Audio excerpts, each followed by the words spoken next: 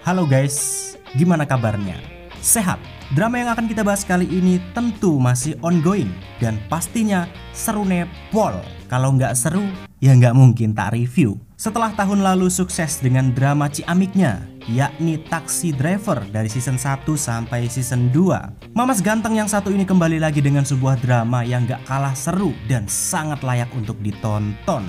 Ya, dia adalah Mamas Lee Jae-hoon. Drama yang dilakoninya kali ini berjudul Chief Detective 1958. Bercerita tentang Mamas Lee Jae-hoon yang menjadi seorang detektif berwajah culun dan berasal dari kampung. Namun walaupun terkesan culun, nyatanya dia adalah seorang polisi yang terbaik sepanjang sejarah karena selalu berhasil menaklukkan para penjahat dari kelas teri sampai kelas kakap. Saking terkenalnya Mamas Lee Jae-hoon ini, para gangster pun sudah sangat ketakutan saat mendengar namanya. Dan tanpa menunggu terlalu lama lagi, mari langsung saja kita simak ke alur filmnya. Dan ini dia Chief Detective 1958.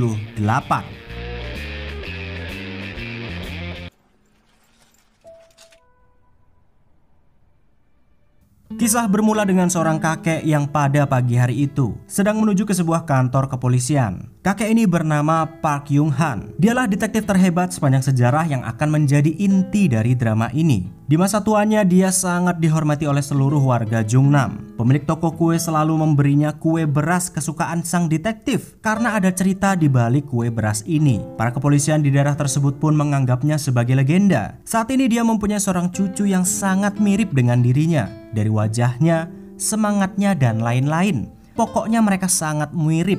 Tentu melihat cucunya bekerja dengan sangat giat sebagai seorang detektif, ia pun jadi teringat kembali dengan masa lalunya.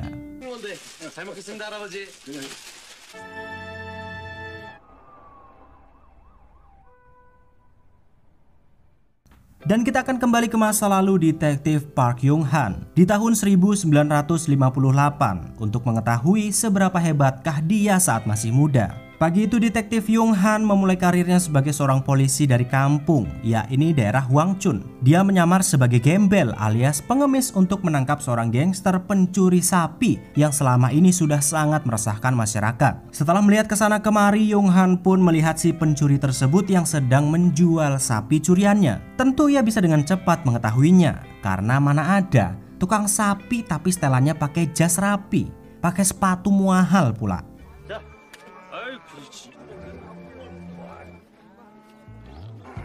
Dengan penyamarannya tersebut, Young Han pun lantas mengikutinya sampai ke tempat judi untuk menangkapnya. Awalnya mereka anteng aja dengan kehadiran seorang gembel, karena mereka tidak mengetahui si gembel ini ternyata detektif yang selama ini ditakuti oleh kalangan penjahat. Dan karena tidak mau terlalu lama basa-basi, Young Han pun langsung membongkar identitasnya. Yang tentu para pencuri sapi ini pun langsung terkejut.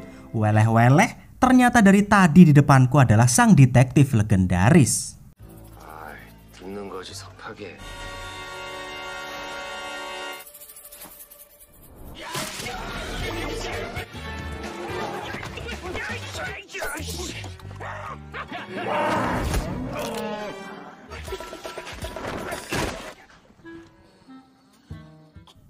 Setelah sekian lama menjadi seorang polisi di pedesaan, akhirnya Young Han mendapatkan kesempatan berkarir menjadi seorang polisi yang akan lebih dikenal lagi di pusat kota, yakni tepatnya di Jongnam City, kota Seoul. Ia mendapatkan kesempatan tersebut karena Seoul membutuhkan polisi yang handal, dan Young Han pun menjadi kandidat karena memang prestasinya selama ini sebagai seorang polisi adalah yang terbaik. Walaupun berat rasanya meninggalkan kampung halaman, namun Young Han harus, kudu, dan wajib pergi ke Seoul demi menggapai cita-citanya memberantas semua kejahatan yang ada di Korea.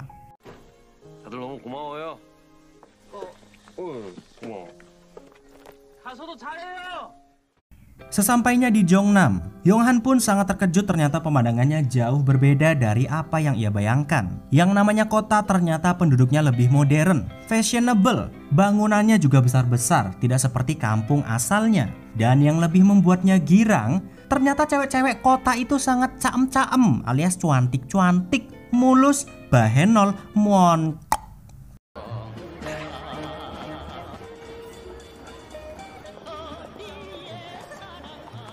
Karena sudah tidak sabar, Yong-han bergegas masuk ke dalam kantor kepolisian Jungnam untuk bertemu orang yang telah memanggilnya ke Seoul, yakni Ketua Yoo Dae-chun. Dia adalah ketua tim investigasi di unit 1.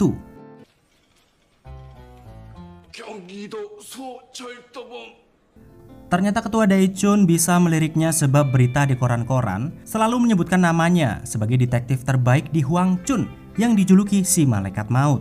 Mereka pun ngobrol di sebuah kedai kecil pinggir jalan untuk menjelaskan tugas yang akan diberikan kepadanya. Ternyata ia harus menangani dan menangkap para gangster yang sudah tak terkendali di daerah Jungnam. Mendengar tugas tersebut, tentu Yong-han pun berucap bahwa itu mudah karena memang sejak dahulu dia sudah menangkap banyak penjahat dan juga gangster. Namun Ketua Dae-chun mengatakan, "Wes, gak usah kakean cangkem, gak usah banyak omong. Nanti kita bakal lihat Anda ini sanggup gak nangkep gangster di daerah Jungnam." Begitu kira-kira ucap Ketua Dae-chun.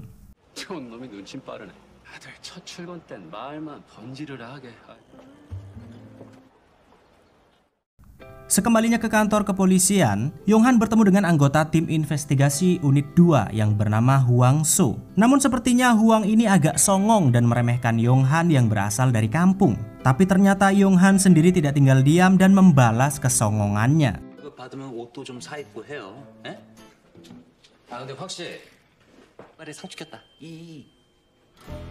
Tidak berapa lama kemudian tiba-tiba datanglah seorang warga yang wajahnya sudah babak belur untuk melapor. Ternyata ia telah digebuki oleh segerombolan gangster, yakni geng Dong Daemun, karena menolak membayar iuran kepada mereka. Mengetahui ada kejahatan di depan matanya, Yong-han pun memulai debutnya menjadi seorang detektif untuk membuktikan kehebatannya. Setelah bertanya ke sana kemari kepada warga sekitar, ia pun menemukan geng Dong Daemun yang saat itu sedang berkumpul.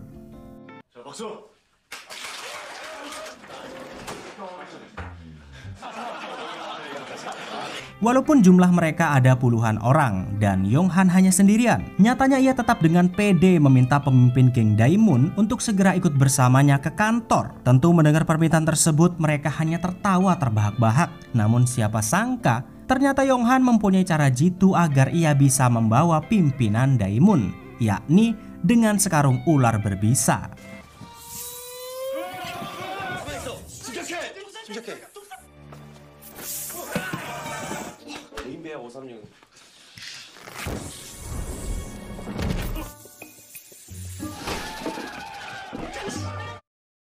Namun setelah dibawa ke kantor, ketua geng Daemun yang disebut Beludak ini nyatanya masih ngotot tidak bersalah walaupun sudah memeras warga dan bahkan menganiaya mereka. Bahkan tidak lama kemudian ketika Pak Kapol Jungnam datang, entah kenapa si Kapol kumis lele ini malah meminta Yong-han untuk melepaskan si Beludak dan membelanya. Rupa-rupanya inilah alasan kenapa para gangster di Jungnam bisa berkeliaran dengan bebas. Ternyata mereka dilindungi oleh Pak Kapol yang sudah bekerja sama dengan pimpinan para gangster yang ada di Korea, yang bernama Lee Jung-jae. Tentu melihat hukum yang dipermainkan di depan matanya, apalagi dilakukan oleh seorang kepala kepolisian, Yong-han pun tidak terima dengan perbuatan kotor mereka.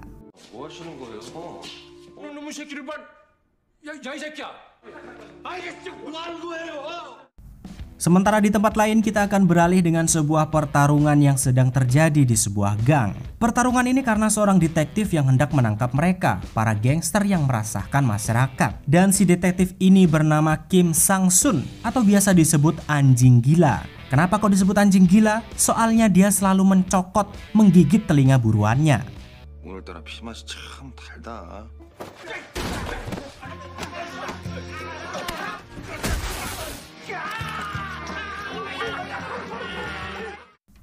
Setelah di kantor polisi, lagi-lagi para gangster yang ditangkap oleh Kim nasibnya sama seperti Yong-han, di mana ia diminta untuk melepaskan mereka semua dengan alasan yang konyol. Rupa-rupanya kecurangan yang terjadi di kantor polisi Jungnam memang sudah sangat TSM, terstruktur, sistematis, dan masif. Bahkan lebih parahnya lagi, Kim malah diminta untuk meminta maaf kepada mereka karena takut kalau kantor polisi akan digeruduk oleh para gangster. Namun siapa sangka namanya anjing gila ya tetap aja anjing gila.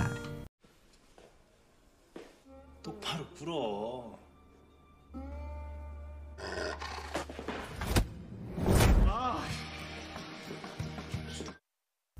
Keesokan harinya benar saja, setelah Yong Han berani mengganggu para gangster, rupa-rupanya mereka tidak tinggal diam dan merusak dagangan warga yang sekiranya pernah dikunjungi oleh Yong Han. Seperti si pedagang ular ini, kiosnya dihancurkan karena waktu lalu Yong Han mendapatkan ular dari tokonya untuk mengancam mereka. Bahkan tidak sampai di situ, para warga yang mulai ketakutan pun bukannya berlindung kepada kepolisian, mereka malah menyalahkannya karena citra polisi benar-benar sudah jelek, buruk di mata masyarakat. Rupa-rupanya mereka sudah mengetahui kalau para gangster itu dilindungi oleh Pak Kapolsek yang tentu menjadi pemicu masyarakat sudah tidak percaya lagi dengan polisi.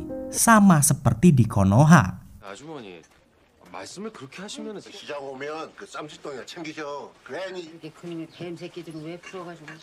Namun ternyata tidak semua warga Jongnam benci kepada mereka. Di sebuah toko kue beras, masih ada satu keluarga yang benar-benar percaya kalau pasti masih ada satu atau dua orang polisi yang benar-benar bersih dan membela rakyat kecil. Mereka pun menjamu Yong Han dengan sepenuh hati karena sangat kagum ternyata polisi bersih seperti dirinya memang masih benar-benar ada untuk rakyat. Dan ya, dari sinilah cerita Park Yong Han menyukai kue beras dan menjadi cemilan favoritnya. 깡패들한테 처맞고 배고프면 연락 온 나이 많이 물어.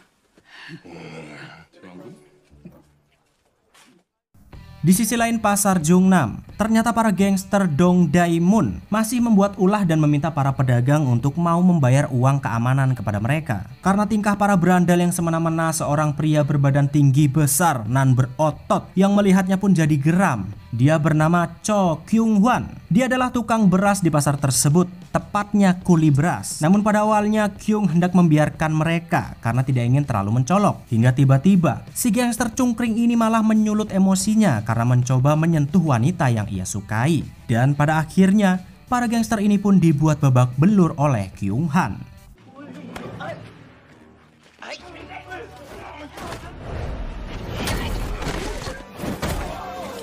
누구만 시킵니까, 병사성님?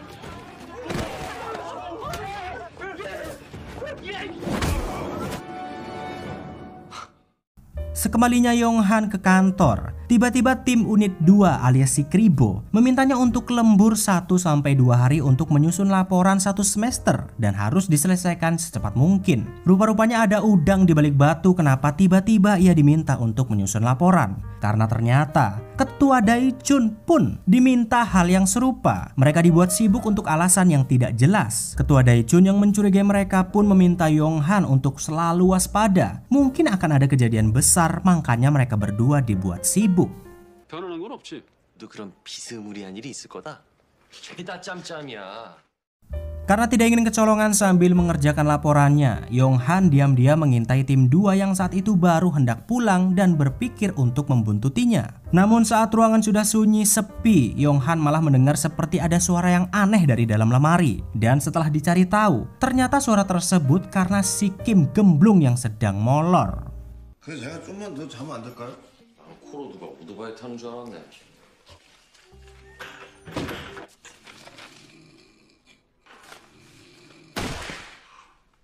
Begitu semua tim 2 pulang, Yong Han pun mengintili junior mereka yang sepertinya sangat gugup dan terus berbicara ngelantur. Karena ingin tahu apa yang sebenarnya mereka rencanakan, Yong Han lantas mencoba mengintimidasi si junior. Tapi saking dableknya si junior karena tidak mau memberitahukan rencana mereka, Yong Han pun terpaksa menggunakan cara kasar dengan menyelupkan wajahnya ke dalam toilet agar ia mau mengaku.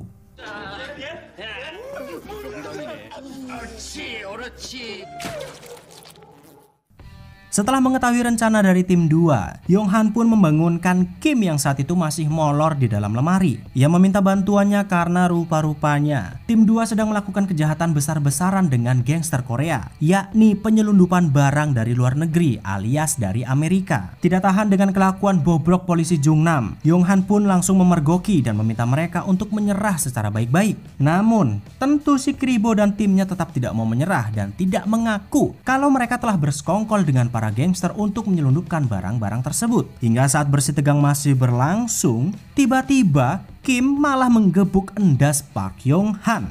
야야야야. 또. 야 상수야. 아니 적당히들 나눠 가지면 되지 뭐 이렇게 말들이 많아. 뭐 얼마나 나눠줄 건데? Rupa-rupanya alasan Kim menggebuk Yong Han bukan karena ia bersekongkol dengan tim 2, tapi karena para tentara Amerika yang hendak menembaknya. Makanya ia langsung bereaksi dan berpura-pura bersekongkol agar Yong Han tidak tertembak. Dan karena sudah mengetahui kebusukan para polisi Jongnam, Yong Han pun melakukan sesuatu setelah tim 2 pergi meninggalkan barang selundupannya, yakni dengan membagi-bagikan barang tersebut kepada para warga. Hingga beberapa jam kemudian tim 2 pun akhirnya kelabakan karena barang-barang tersebut punya Amerika dan mungkin kerjasama mereka akan diputus.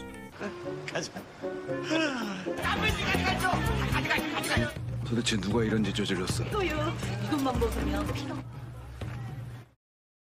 Setelah semua barang-barang selundupan habis, Pak Kapol yang mengetahuinya pun murka bukan main kepada mereka. Namun karena Yong Han dan Kim satu frekuensi, mereka bisa membuat alasan yang tidak akan bisa dibantah oleh Pak Kapol kumis lele. Di mana Yong Han mengatakan seharusnya kalian itu bersyukur barang-barang tersebut diambil oleh para warga. Coba kalau tak laporkan ke polisi militer, sudah pasti kalian bakal masuk penjara semua. Dan Pak Kapol pun langsung terdiam.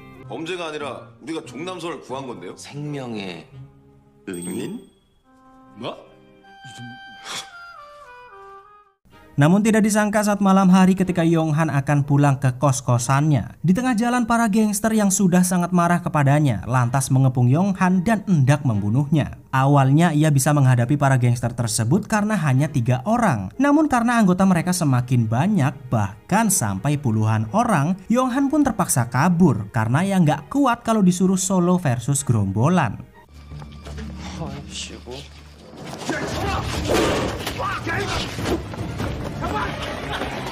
Karena sudah terpojok, Yong Han yang tidak sengaja masuk ke dalam toko buku meminta si pemilik toko tersebut yang bernama Lee Hee-ju untuk mau membantunya bersembunyi dari kejaran para gangster. Walaupun awalnya Hee-ju tidak mau, namun karena kasihan, ia pun akhirnya membawa Yong Han ke ruang penyimpanan dan bersembunyi di sana. 얼른 들어가세요. 야, 여기 젊은 사내놈만 안 들어왔어? 이쪽에 빨리. 야, 뒤져!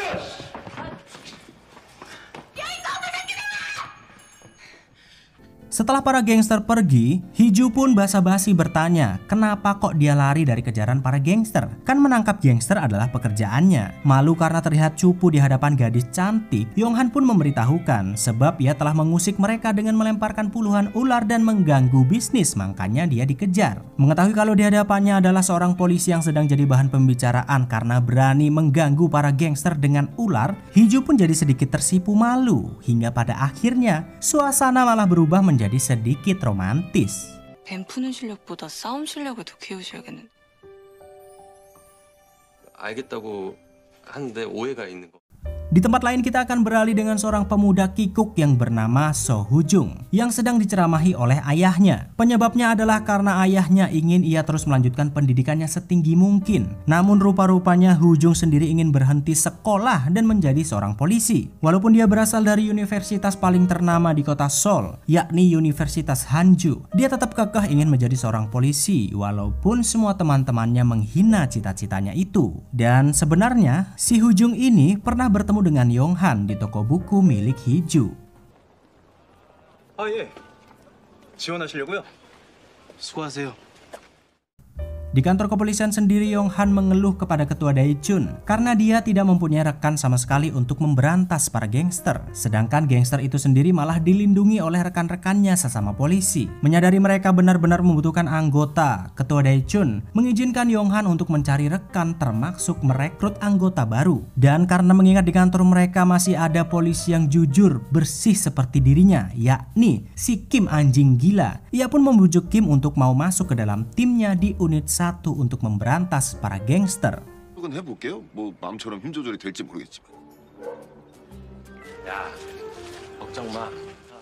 Karena 2 orang tentu jumlah yang sedikit, Yong Han pun pergi ke pasar Jongnam untuk merekrut 1 anggota lagi, yakni Kyung Hwan, si tukang beras. Berbagai cara pun Yong Han lakukan untuk membujuk Kyung Hwan agar ia mau menjadi seorang polisi. Namun ia tetap saja menolak karena sama seperti warga lainnya yang sudah kecewa dengan para kepolisian yang malah melindungi para gangster. Namun begitu mengetahui kalau orang yang ada di hadapannya adalah polisi yang pernah menangkap pimpinan gangster Daimon dengan puluhan ular, akhirnya Hwan pun mau direkrut menjadi polisi karena sangat kagum dengan Park Yong Han.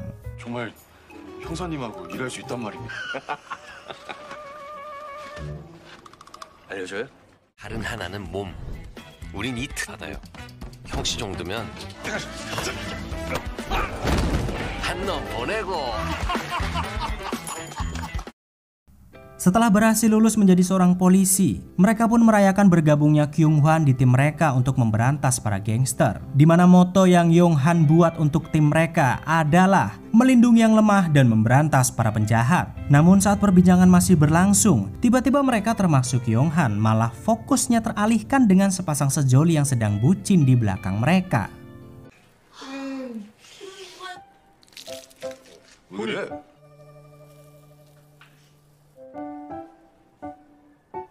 Karena Yong Han juga pengen bucin-bucinan seperti anak muda lainnya, ia pun pergi ke toko buku untuk menemui Hee-ju. Rupa-rupanya Yong Han sudah kesemsem dengan Hee-ju sejak pertemuan pertama mereka. Malu-malu kucing sampai kikuk karena tidak pernah berbicara serius dengan seorang wanita. Yong Han pun mengajak Hee-ju untuk nonton berdua dengannya malam itu. Walaupun awalnya Hee-ju seperti menolak, namun siapa sangka ternyata ia diam-diam juga menyukai Park Yong Han. 두 저희 둘이요?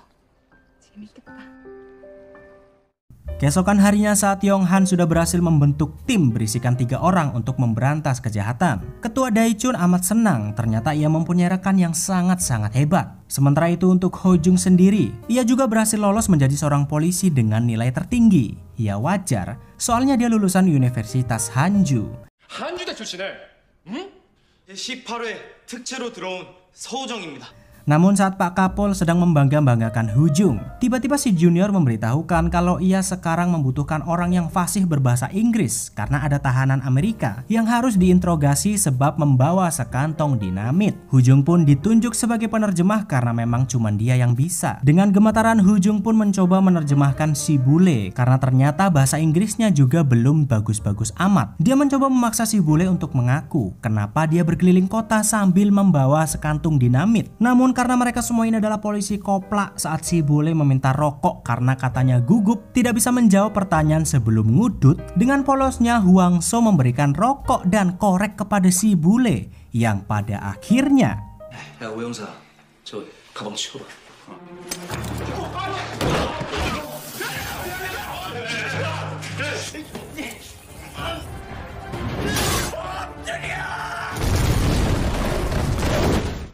Setelah gagal menginterogasi si bule, Ho Jung disalahkan karena meledaknya mobil Pak Kapol. Ia pun akhirnya dijadikan kacung untuk melayani tim 2 sebagai tukang semir sepatu. Hingga tidak lama kemudian tiba-tiba ada sebuah laporan yang mengharuskan kepolisian Jungnam bergerak di sebuah restoran barat. Ternyata di sana sedang terjadi keributan karena para polisi Amerika yang bertengkar satu sama lain. Tim Yong Han pun mengambil kasus tersebut dan meminta Ho Jung untuk ikut bersamanya, sebab mereka membutuhkan bantuannya untuk menerjemahkan para polisi Amerika.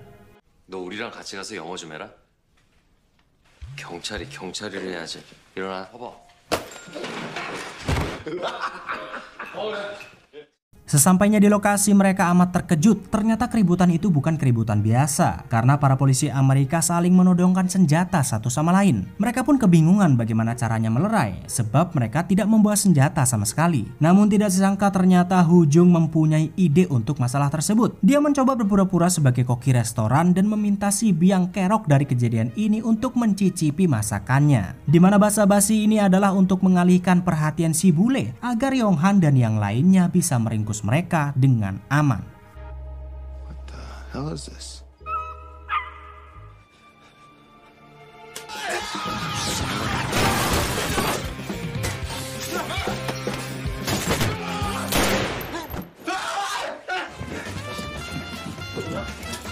Setelah berhasil menyelesaikan misi, Yong Han pun memuji tindakan berani Ho Jung yang memimpin mereka dalam operasi yang bisa dibilang berbahaya. Karena sepertinya Ho Jung cocok untuk menjadi bagian dari timnya, Yong Han lantas memintanya untuk bergabung dengan tim 1, menjadi pelindung kaum lemah dan memberantas para penjahat. Dan karena tujuan Ho Jung adalah menjadi polisi yang adil, jujur dan membela rakyat, ia pun masuk menjadi orang keempat di tim Yong Han. Lantas kira-kira apakah tim Park Yong Han bisa memberantas para gangster yang dilindungi oleh para kepolisian dan menegakkan keadilan? Mari kita simak di episode selanjutnya. 우리랑 같이 일하자고? 너 운전할 줄 아냐? 삼국지 하려면 제갈량 하나쯤 있습니다. Itulah dia episode 1 dan 2 dari drama terbaru yang diperankan oleh Mamas Lee Jae-hoon. Karena drama ini masih ongoing alias belum tamat dan baru mulai, update-nya juga seminggu cuma 2 episode, jadi agak sabar untuk episode selanjutnya. Silakan subrek aja dulu biar episode selanjutnya kalian gak ketinggalan. Ya wes, ciao.